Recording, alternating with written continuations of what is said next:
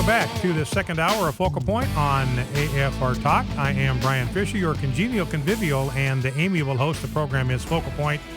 The network is the American Family Radio Talk Network.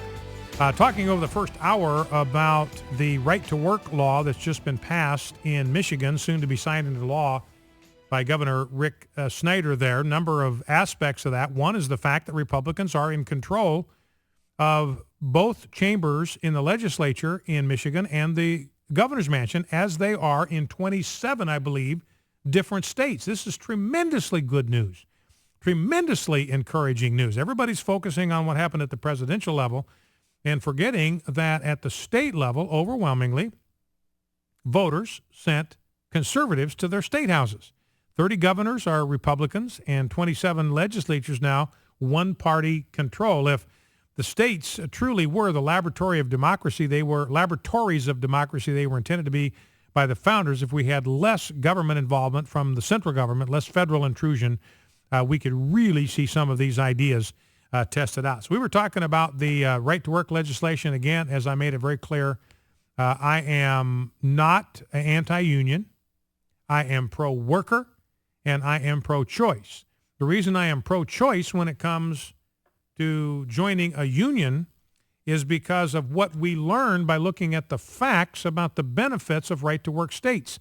24 right-to-work states now in the United States. They exceed the union states, the unionized states, in personal income growth and in per capita income. That 5 million people have left compulsory union states to go to right-to-work states. Why? Because that's where businesses want to go.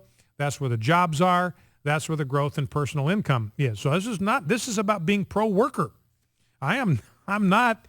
I mean, you're accused, if you have a problem with what the unions do, you're accused of being anti-worker. It's the exact opposite. It's the unions, in my observation, that are anti-worker. It's the unions that hurt workers. Look at Hostess. 18,500 workers have no jobs today. Why? Because of the union. So again, I'm not anti-union. I am anti-compulsion. I am pro-choice. I am pro-worker. If people want to join a union, then I believe they ought to have the freedom to do it. If they do not want to join the union, they should not be compelled to do it as a condition of employment. Now, we had a caller, and I agree with what the last caller said. There are good unions and bad unions. I don't argue with that one last little bit. And if somebody in our listening audience wants to belong to a union and is glad they belong to a union and they are happy with what the union has done for me, I have no quarrel with anybody that has made a choice to belong to a union. No quarrel whatsoever. I am pro-choice. If that's a choice that you have made, a choice that you prefer, then that's great. I accept that and I honor that. I have no beef with that whatsoever. But on the other hand, I also think we should not turn a blind eye to the facts on the ground. And I want to talk about this free rider problem. This is the common complaint against the unions. Well, you got these workers that don't pay union dues, but they get to benefit from all of the perks that the union has negotiated for workers. I've got a piece here by Jarrett Skorup. I'm not exactly sure how you say his last name, Skorup, from a publication called CapCon. This is people of Michigan from the Mackinac Center for Public Policy. They do great work in the state of Michigan. And I'm just going to pass along some of the information from his piece on this topic. The workers, as he points out, the union refer to them as free riders. They're just kind of hitchhiking on all the work and the labor that the unions have done to negotiate benefits. And he brings some of the facts into play here to kind of provide some balance. Now, what the unions want you to believe is that they spend the vast majority of their money on contract negotiations and representation and other non-political work. In other words, they spend union dues getting the best deal for their workers. That is a myth. For instance, the Michigan Education Association, remember 68% of the students in 8th grade can't read, 69% of them can't do math. This is the Michigan Education Association. They're the largest labor union in the state of Michigan. They got $122 million in dues, and they spent $134 million this year, 2012. Got about $800 in dues from each one of their 152,000 members. You know how much they spent on representational activities? bargaining contracts, 11%. They spent 11%. They spent 89% on something other than negotiating contract terms and benefits for those that belong to the union. A general overhead, that's union administration and employee benefits. In other words, that's to pay for the people that are in the union headquarters, 61% of the total spending. So you got the union people, man, I'm sending this money to the union. They are spending it to negotiate better terms for me. Not true. 61% is going to pay them grossly inflated salaries.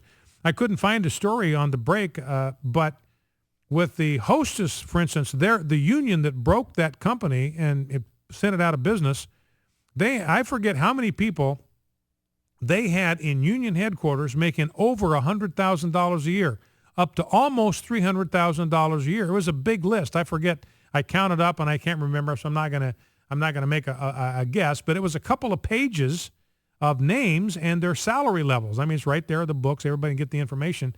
They're doing just fine. So they're still out there getting their $100,000, $200,000, $250,000 paychecks.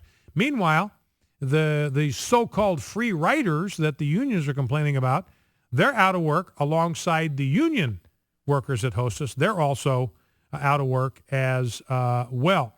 So if you look at Michigan Education Association, 89% of the dues that are collected are spent for something other than negotiating better salaries and contracts and benefits for workers. That means that you got members of the MEA that may disagree with the leadership of the union. They're paying 89% of their dues are going for stuff that they don't even agree with. Now, some places you don't have to be a part of the union, but you do have to pay association fees. So they say, look, you don't have to become part of the union, but because you're a free rider, you got to pay association fees because you're benefiting, and that can be up to 90% of the amount that the union members are paying in dues. So there's not really a big break there. There's really no freedom of choice there. Now, the other problem is that the unions spent $4.4 billion from 2005 to 2011 on electing candidates, and 12 of the top 20 political donors going back to 1989 are unions. So they spent, 12 of the top 20 political donors are unions. They spent $4.4 billion from 2005 to 2011 electing candidates. What percent of union spending do you think went to Republicans? Grand total of 3%. This is despite the fact that 40% of union members vote Republican, but only 3% of the political expenditures go toward Republican candidates. Even with the Michigan Education Association, 45% of the teachers who were under the age of 30 classify themselves as conservatives, while 63% that are between 40 and 49 say the same. So you've got a significant percentage, 45 to 63% between ages 30 and 50 are conservative, but 97% of the union endorsements went for Democrats. And in Wisconsin, when they got away from compulsory union membership, then the political involvement of the union went down virtually to zero. So you've got 24 right-to-work states now, counting Michigan, which will be as of today or tomorrow when the governor signs it. And the point that is made by this writer is that the true free rider is the union. They're free riding on the backs of members who disagree with them.